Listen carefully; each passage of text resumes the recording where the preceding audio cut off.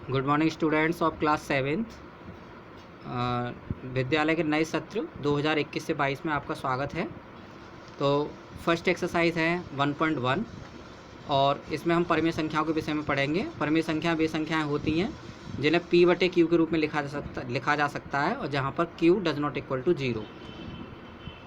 और जैसे कि कोई भी संख्या है अगर p/q के रूप में अगर लिखी हुई है तो वो परिमेय संख्या कहलाएगी। ठीक है, जहाँ p और q दोनों पूर्णांक होने चाहिए और नीचे जो ये जो हर है ये 0 नहीं होना चाहिए। ठीक है, ठीक है, ये इसकी परिभाषा होती है परिमेय संख्याओं की। अब पहला क्वेश्चन जो आता है वो निम्नलिखित संख्याओं में से कौन सा पूर्णांक है। इनमें जो है पूर्णांक कौन सा है। पूर्णांक क्या होते हैं? पूर्णांक होते हैं बच्चों, जैसे कि ये एक संख्या रेखा है। संख्या रेखा के मध्य में अगर हम शून्य लेते हैं तो दाईं ओर इसके धनात्मक संख्याएं आती हैं, इनको हम धनात्मक पूर्णांक कहते हैं। और ये इधर जो ऋणात्मक संख्याएं होती हैं इनको हम ऋणात्मक पूर्णांक कहते हैं। और ये इधर को ये घटते चले जाते हैं और ये इधर बढ़ते चले जाते हैं दाईं ओर। ये धनात्मक दिशा होती है संख्या रेखा की और ये ऋणात्मक दिशा होती है। ठीक है ना, और दोनों तरफ ही ये दिशाएं जो हैं ये इसमें संख्या रेखा में दोनों दिशाएं होती हैं। ये इधर भी बढ़ती रहती है और ये इधर भी बढ़ती रहती है। ठीक है, दोनों तरफ ये अनंत तक होती है, अनंत होती है। तो इन्हें हम पूर्णांक कहते हैं। शून्य को, प्राकृतिक संख्याओं को और सभी प्राकृतिक संख्याओं की ऋणात्मक संख्याओं को हम मिलाकर पूर्णांक कहते हैं। तो फर्स्ट क्वेश्चन है 2/4।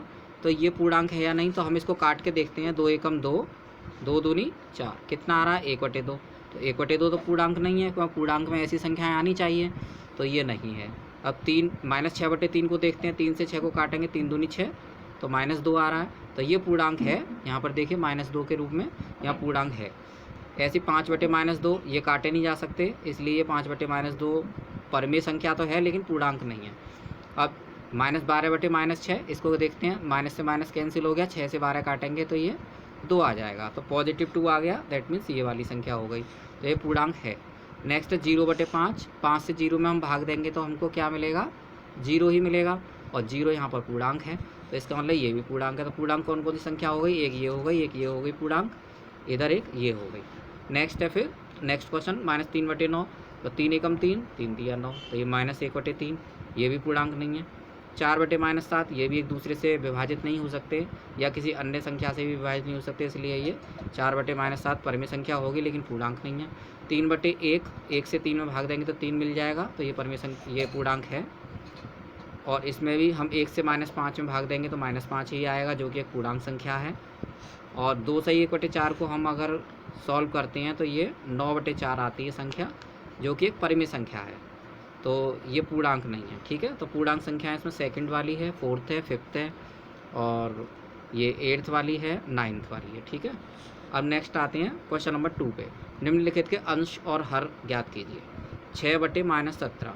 तो जो ऊपर संख्या लिखी रहती है इसे हम अंश कहते हैं, ये नीचे जो लिखी होती है इसे हर कहते हैं। तो यहाँ पर अंश हो गई 6 और हर हो गई -17। ऐसे इसमें अंश हो गई -7 और हर हो गई 14। यहाँ पर अंश 6 है, यहाँ 4, हर है। अंश 0, हर 7, अंश 9 और हर इसका हम 1 मान लेंगे। 9/1 संख्या मान लेंगे इसको, क्योंकि 1 से 9 में भाग लगाएंगे तब भी 9 ही आएगा, इसलिए इसके मान पर कोई प्रभाव नहीं पड़ेगा, 9 का 9 ही रहेगा। तो 9 अंश हो गया और हर इसमें 1 हो गया। ऐसे -7 है, इसको -7 को -7/1 लिख सकते हैं, तो -7 अंश हो गया और 1 इसका हर हो गया। ऐसे 6/1 है, 6 अंश हो गया और 1 इसका हर हो गया। आप इस तरह से अलग अलग लिखेंगे। ऐसे 0/1 लिख सकते हैं शून्य को, तो यहाँ पर 0 इसका अंश हो गया और ये हर हो गया। -6/-11, माइनस से माइनस कट जाएगा, 6 इसका अंश हो गया, हर इसका 11 हो गया। 5/3 में अंश 5 हो गया और 3 इसका हर हो गया। इसके सॉल्यूशन आप देख लीजिए, इस तरह से आपको लिखना है। पूर्णांक पहले -6/3, जो संख्या पूर्णांक के रूप में आ रही हैं हमें वो ऑप्शन के साथ लिखनी है, उनके क्वेश्चन नंबर के साथ यहाँ पर हम नोट करेंगे। -6/3 है, क्योंकि -6/3 को हम काटेंगे तो -2 मिलेगा। ऐसी -12/-6 है, क्योंकि -12 को हम -12/-6 को सॉल्व करेंगे तो 2 आएगा। ऐसे 0/5 भी एक पूर्णांक संख्या है, क्योंकि 0/5 को हम सॉल्व करेंगे 0 आएगा। 3/1 को भी सॉल्व करेंगे तो 3 आएगा, इसलिए पूर्णांक है। -5/1 इसको भी सॉल्व करेंगे तो -5 आएगा, इसलिए यह भी एक पूर्णांक संख्या है।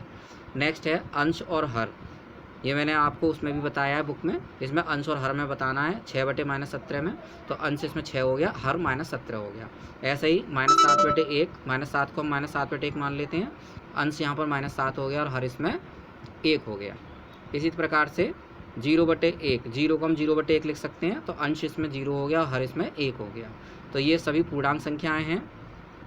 मीन्स इसमें केवल अंश और हर बताने हैं, पूर्णांक वाला क्वेश्चन 1 था, तो सेकंड नंबर में आपको अंश और हर बताने। इस तरह से आप इनको अंश और हर को अलग अलग लिख के इसमें बताइए। तो इसके जो रिमेनिंग पार्ट्स हैं, जो बचे हुए भाग हैं, आप इन सबको करके लाएंगे घर से। क्वेश्चन नंबर 1 और 2 के जो रिमेनिंग पार्ट्स हैं आप घर से करके लाएंगे और HW की कॉपी पर। मैंने यहाँ होमवर्क नोट कर दिया है, देखिए homework, solve remaining parts of question 2, क्योंकि 1 में तो जो पूर्णांक थे वो मैंने पूरे कर दिए, जो जितने भी पूर्णांक थे मैंने वो सभी लिख दिए इसमें, तो इसलिए 1 का तो आपको नहीं करना। लेकिन सेकंड क्वेश्चन में, क्वेश्चन 2 के जो रिमेनिंग पार्ट्स हैं आप यहाँ घर से करके लाएंगे होमवर्क की कॉपी पे। इसी के साथ ही वीडियो लेक्चर समाप्त होता है। Thank you very much.